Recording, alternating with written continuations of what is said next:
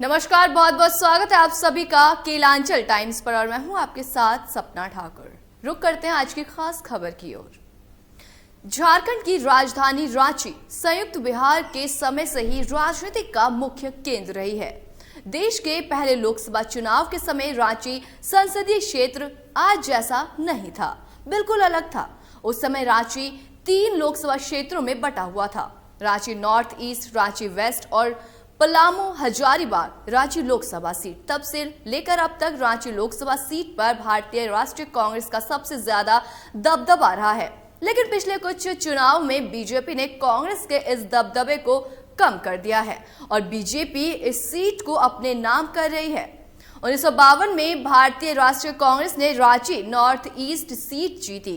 Congress party के अब्दुल इब्राहिम 32.6% वोटों के साथ जीते, जबकि सोशलिस्ट पार्टी को 24.01% मिला। छोटा नागपुर में परगना जनता पार्टी को 18% वोट और मार्क्सवादी ग्रुप के फॉरवर्ड ब्लॉक को 11.6% वोट मिले थे।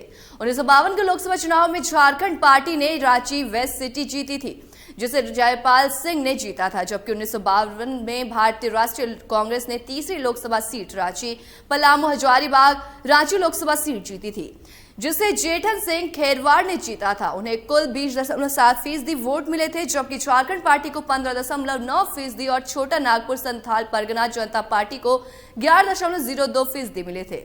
1957 के लोकसभा चुनाव में एक लोकसभा क्षेत्र रांची के अलग कर दिया गया। अब रांची में 2 लोकसभा क्षेत्र थे, रांची ईस्ट और रांची वेस्ट। 1957 के लोकसभा चुनाव में झारखंड पार्टी के उम्मीदवार MR मसानी ने रांची ईस्ट से 34.6% वोट पाकर जीत हासिल की थी, जबकि भारतीय राष्ट्रीय कांग्रेस के मोहम्मद इब्राहिम अंसारी को 32.6% वोट मिले थे। झारखंड पार्टी के जयपाल सिंह एक बार फिर रांची वेस्ट सीट से जीते और उन्हें 60.3% वोट मिली। भारतीय राष्ट्रीय कांग्रेस को 25.2% वोट प्राप्त हुआ था।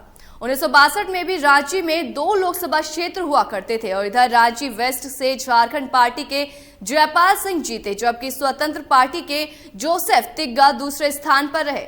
जयपाल सिंह को 48.9% वोट मिले, जबकि स्वतंत्र पार्टी के जोसेफ तिग्गा को 24.8% वोट मिले। तो वहीं भारतीय राष्ट्रीय कांग्रेस के उम्मीदवार को 19.3% वोट मिले थे। 1962 में प्रशांत कुमार घोष 30.4% वोट पाकर रांची ईस्ट के जीते, जबकि इंडियन नेशनल कांग्रेस के इब्राहिम अंसारी को 26.9% और झारखंड पार्टी के अर्जुन अग्रवाल को 20.7% वोट मिले थे।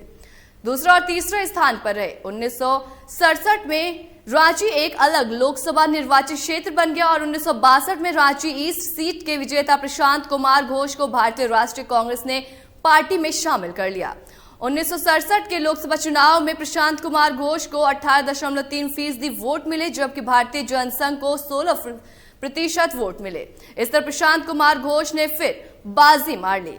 1971 के लोकसभा चुनाव में भारतीय राष्ट्रीय कांग्रेस ने रांची से जीत हासिल की और एक बार फिर प्रशांत कुमार घोष इस सीट से जीते।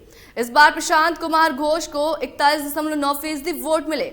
भारतीय जनसंघ के रुद्र प्रताप सारंगी को जहां 33.30% वोट में, वहीं अन्य राजनीतिक दल वोट प्रतिशत को दहाई अंक में भी नहीं ले जा सके।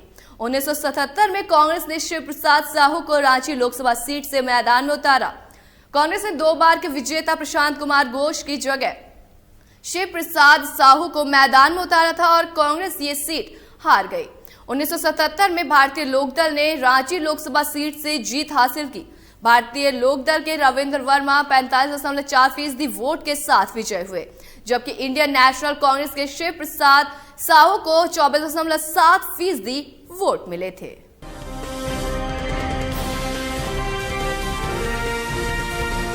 केलांचल टाइम्स, हर खबर पर हमारी नजर।